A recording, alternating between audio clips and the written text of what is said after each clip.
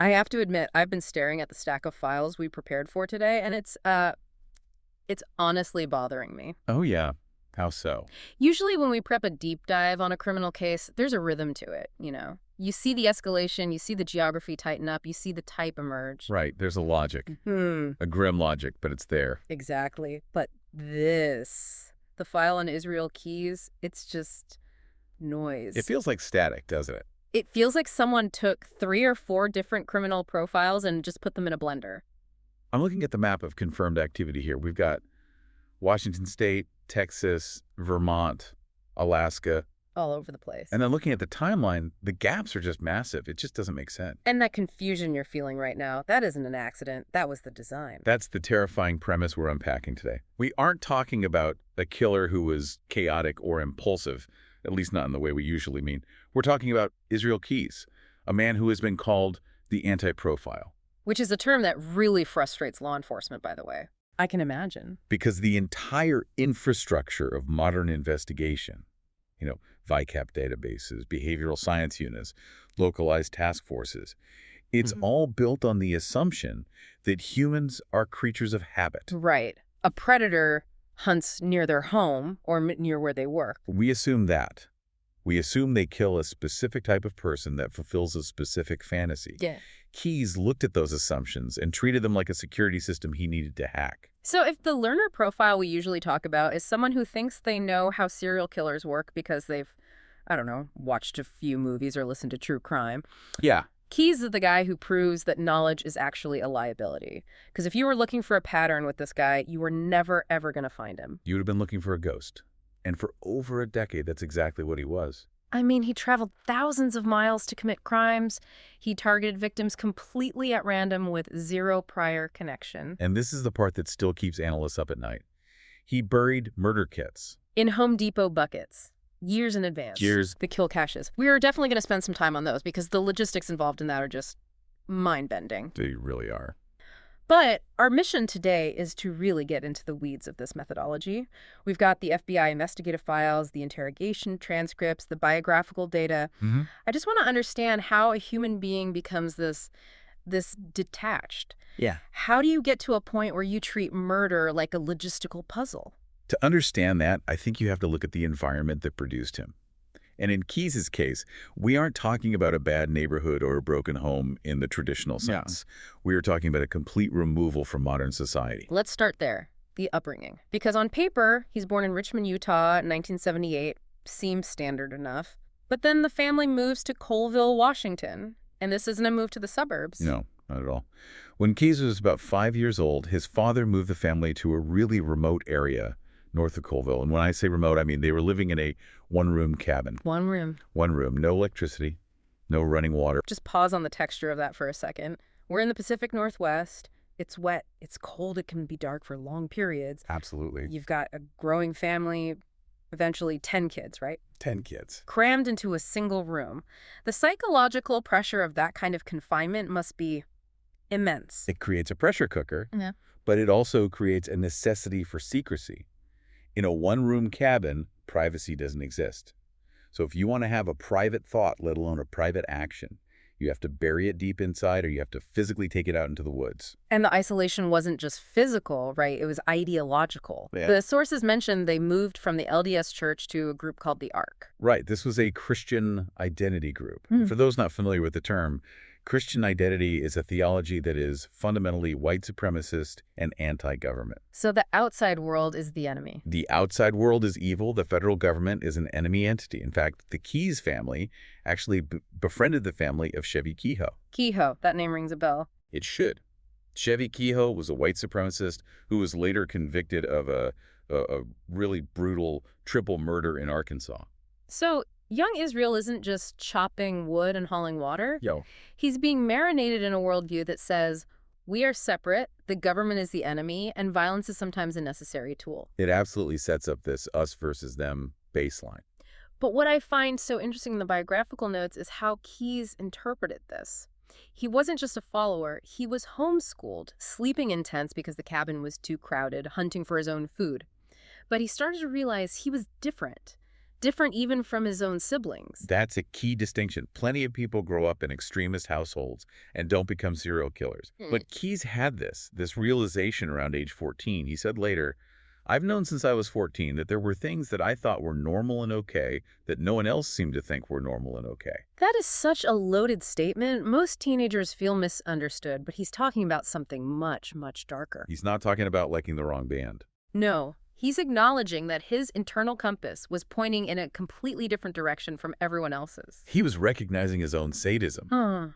And because of that intense lack of privacy we talked about, he learned to hide it immediately. He became the loner. But, you can't contain that kind of pressure forever. It started leaking out. And the leakages they're disturbing. We see the classic warning signs. He's shooting neighbors' houses with BB guns. He's starting fires. The triad. But the animal cruelty. There's a specific incident in the files involving a cat that goes way beyond just a kid with a BB gun. It does. This is diagnostic. He tied a cat to a tree. He used parachute cord, which, note the preparation there. And he tortured it. He eventually shot it with a .22 revolver. Horrific. But the crucial detail isn't just the act itself, it's the audience. His sister was watching. And his reaction, what did he do? The source material says he found it greatly amusing. He wasn't doing this out of anger. He was doing it for entertainment. And he was watching his sister's reaction to his violence. That is a power dynamic. He's deriving pleasure from the suffering of the animal and the horror of the witness. There's another anecdote where he skins a live deer and then brags about it to his peers. Right. And the reaction he got, shock, disgust, ostracization, that seems like a turning point. It was a learning moment for him, a huge one. One girl told him he made her skin crawl. And Keyes realized that if he wanted to indulge these urges, he couldn't share them. He couldn't brag. So different from so many others we've looked at. Right. In the criminal world, we often see offenders who want credit. They want people to know what they did. BTK, Zodiac. Exactly. Keyes learned early on that credit equals capture, or at least credit equals rejection. So he internalized it.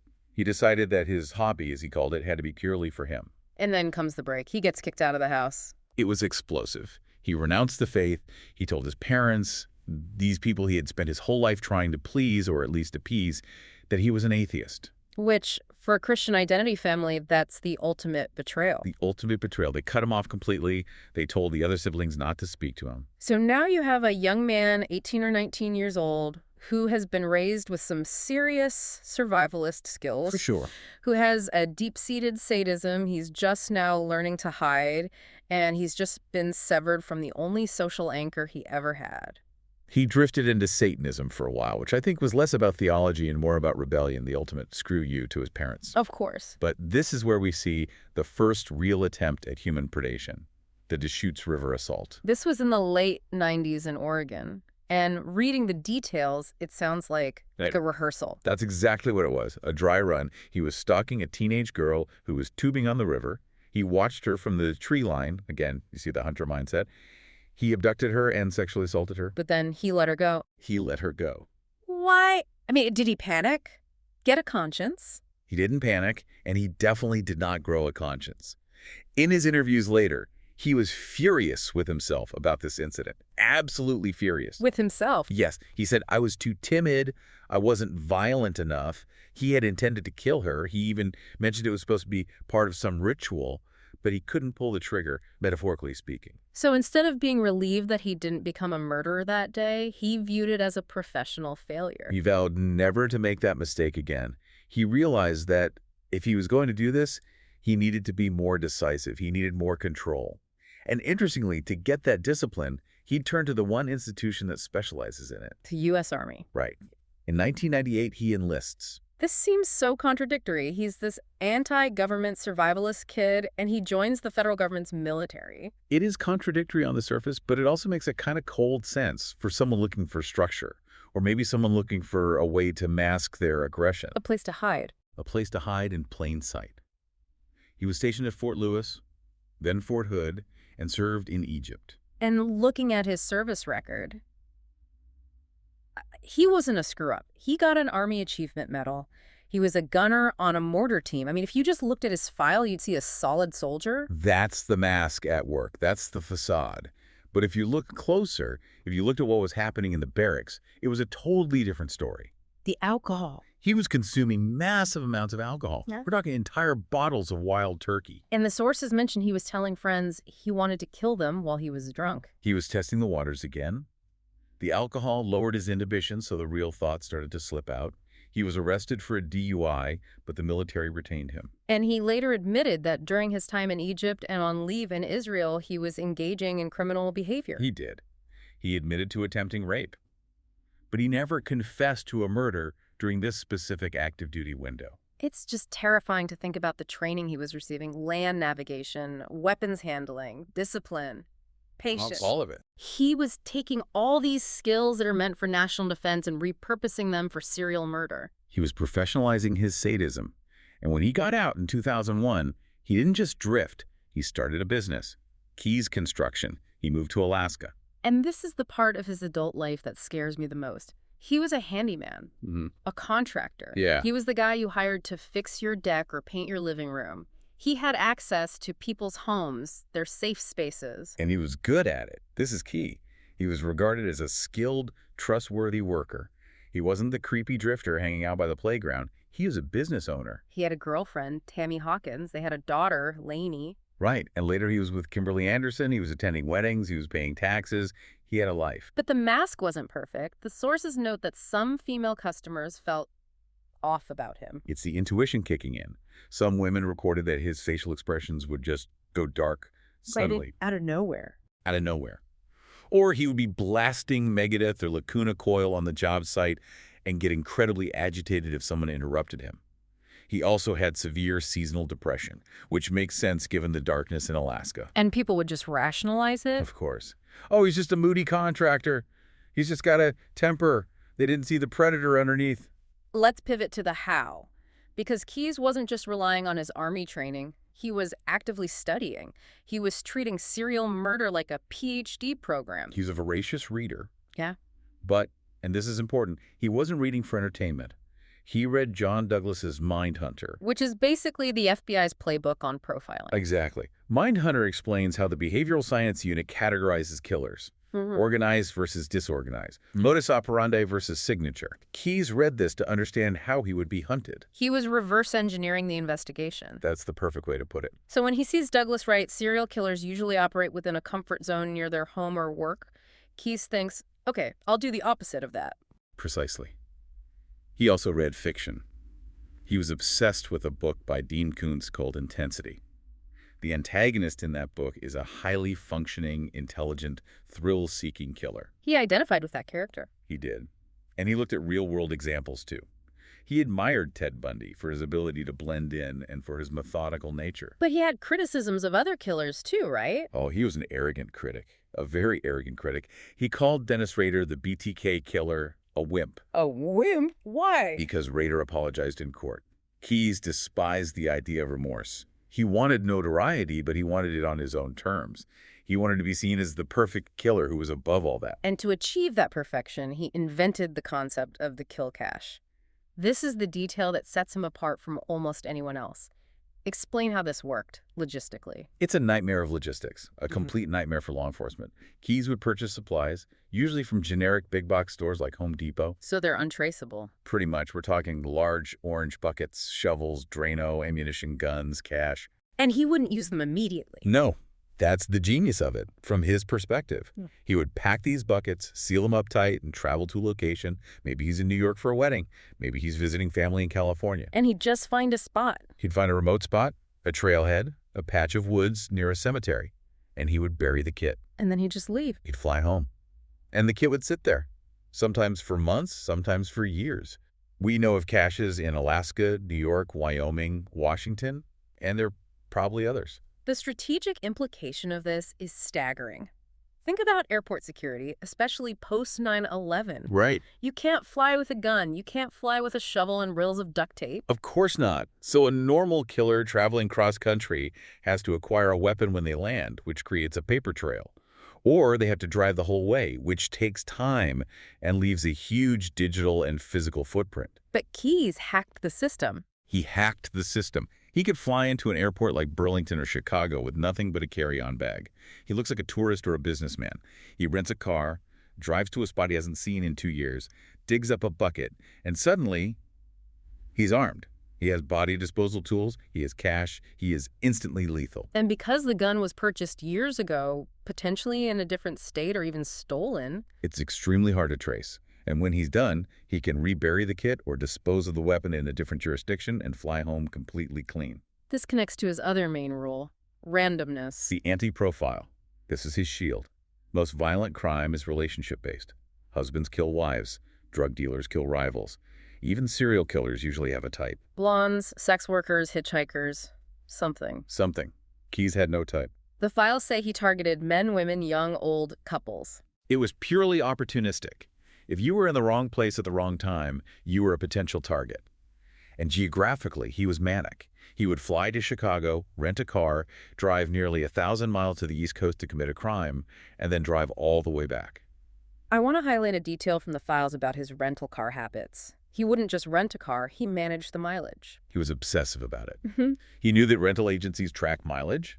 If you rented a car in Chicago and put 2,000 miles on it in 2 days, that flags a question. Right, where did you go? Exactly. Yeah. So he would manage his routes, he would turn off his cell phone, or better yet, leave it in Anchorage so he couldn't be triangulated. He paid for gas and food with cash he got from bank robberies. He avoided toll roads that used electronic passes like Easy Pass or iPass. He was moving through the country like a ghost. Let's talk about the crimes where this methodology actually hit the ground. The Currier murders in Vermont, 2011. This is the case that really confirms the whole kill kit theory. It does, unequivocally. Yeah. In June 2011, Keyes flies into Chicago. He rents a car. He drives east. He stops in Essex, Vermont. Now, why Essex? Because they've been there before? Because 2 years prior, he had buried one of those orange buckets there. It's so cold, it's so premeditated, he's essentially retrieving his luggage. He digs up the kit. Inside, there's a gun with a silencer, zip ties, among other things. He starts hunting. He spots an apartment complex, but it's too busy. He spots a house, but a dog barks. Then he finds the home of Bill and Lorraine Currier. Who were complete strangers to him. Complete strangers. Yeah. A middle-aged, married couple, just normal people living their lives. Keyes cuts the phone lines. He blitz attacks them. He ties them up. This is where the dry run from Oregon comes full circle. No hesitation. No hesitation. He herds them into his rental car and drives them to an abandoned farmhouse he had scouted out earlier. The brutality of what happened in that farmhouse it's difficult to read. It is. He shot Bill Currier after Bill tried to escape and fight back. He then sexually assaulted and strangled Lorraine. But what's crucial for our understanding of his method is the disposal. He didn't leave them there to be found, and he didn't bury them in a shallow grave. The files say the bodies have never been found. Never. Keyes claimed he put them in the basement of the farmhouse and covered them with debris, or possibly moved them later. The farmhouse itself was later demolished.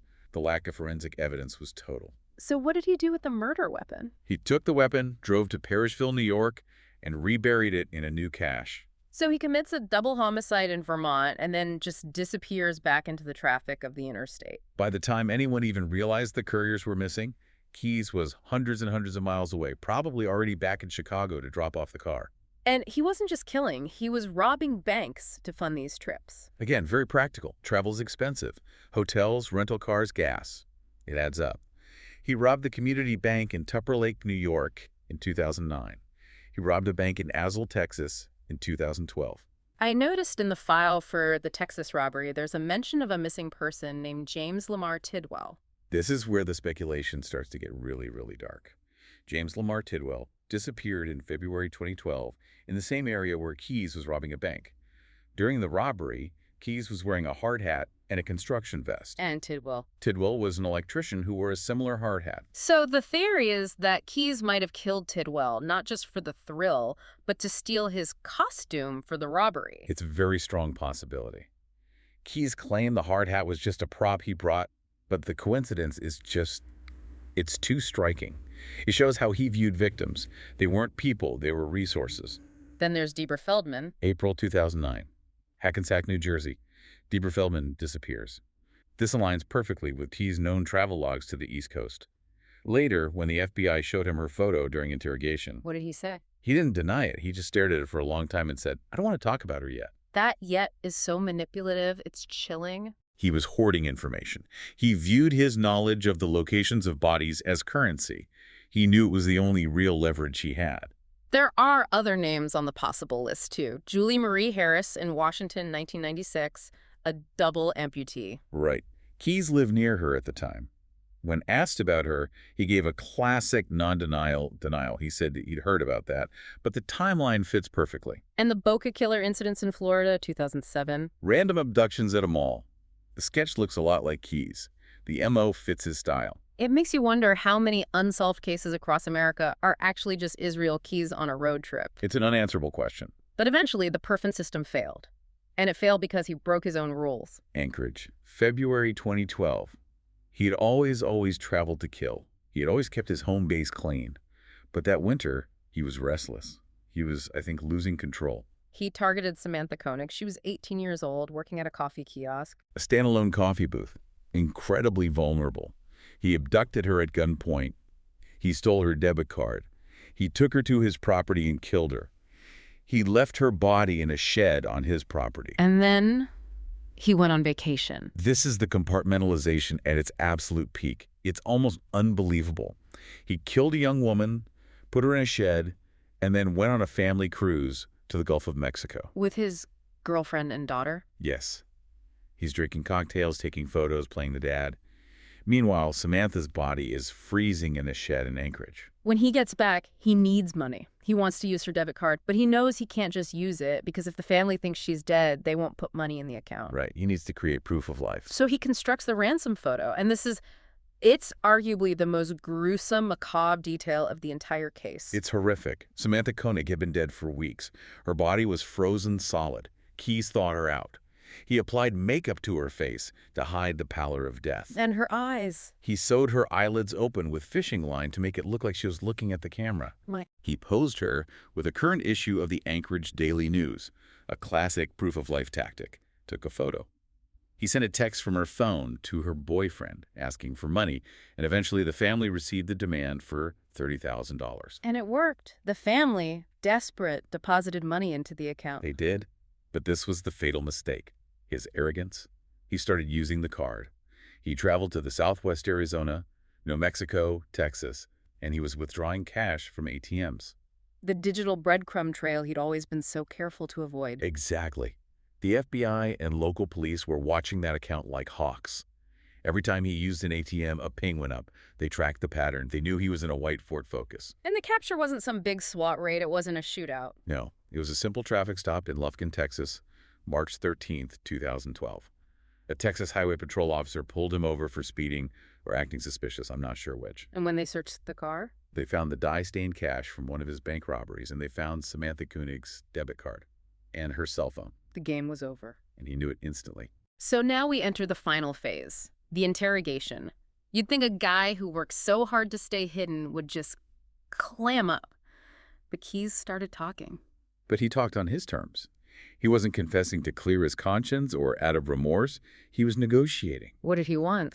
He told them, I want an execution date within a year. He did not want to sit on death row for 20 years. And more importantly, he wanted to protect his daughter. He didn't want her to have to know all the graphic details. He called the media coverage this true crime bullshit. Which is incredibly rich, coming from a guy who idolized Bundy and studied other killers. But he played games. He would give them a little bit like the Currier confession in exchange for cigars or coffee. A transaction. A total transaction. But if they pushed too hard, he'd shut down completely. He was enjoying the cat-mouse dynamic. He was back in control. He even tried to escape from the courtroom, right? He did. During a hearing, he had a piece of pencil shaving concealed in his mouth. He tried to use it to pick the lock on his leg irons. It failed. But it just shows his mindset. He was never passive. He was always working in the problem. But he realized he wasn't going to get his quick execution. The legal system just doesn't move that fast. No. And he wasn't willing to wait. On December 1st, 2012, at the Anchorage Correctional Complex, he checked out on his own terms. How did he do it? He was in solitary, supposedly under watch. He managed to conceal a razor blade, probably from a disposable shaving razor.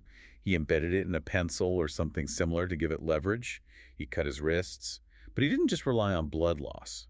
He did something else. He rolled up his bedsheet and strangled himself. He made sure the job was done. He left a note. The Ode to Murder. It wasn't a confession. It wasn't an apology. It was just this rambling, dark poem about his love for killing. It offered zero closure to any of the families. But he did leave one final clue, the drawings found under his bunk. Yeah, painted in his own blood. It's an image of 11 skulls and a pentagram, and the words, "We are one." 11 skulls. That's the number everyone focuses on. We have 3 confirmed victims, Samantha Koenig, Bill Currier, Lorraine Currier. We have highly probable ones like Deborah Feldman. But 11, that leaves a lot of gaps, a lot of questions. That means there could be 7 or 8 other families out there who think their loved one just ran away or got into an accident or got lost hiking, when in reality, they cross paths with Israel Keyes. And because of his method, the travel, the caches, the lack of connection, we may never, ever know who they are. That brings us back to the question I asked at the start. What does this all mean for us, for the listener who thinks they understand safety? It means the rules have changed. Or maybe they were never what we thought they were. Keyes represents a new breed of predator, one who is information literate. He understood how we catch bad guys, and he built a protocol specifically to defeat it. The danger of random. The danger of random is that you cannot profile against it. You can't avoid a bad neighborhood if the killer is a tourist just passing through. You can't avoid risky behavior if the killer attacks you in your own living room in a safe suburb. It really shatters the illusion of control. It does. And here's the final thought that really disturbs me, the one I keep coming back to. Okay. Keyes was arrogant. He broke his own rules in Anchorage because he got cocky and he was impatient. If he hadn't done that, if he had just flown to Texas and dug up another bucket, He'd still be out there. he would, absolutely. And you have to ask yourself, in a country of over 300 million people, is it statistically probable that he was the only one who figured this out? Or was he just the only one who got caught? Exactly. That is a horrifying possibility. If there are others operating with this random methodology, we wouldn't even know they exist. We just see a collection of missing persons reports and unconnected crimes that never get solved. It's a static. Well, on that chilling note, if Yeah. you want to see the FBI timeline of Keyes' travels, and seriously, take a look because the FBI is still asking for tips if you saw his car or him in those areas. We'll link it in the show notes. It's worth a look. You never know what you might remember. Thank you for listening to this deep dive. Stay curious, and please stay safe.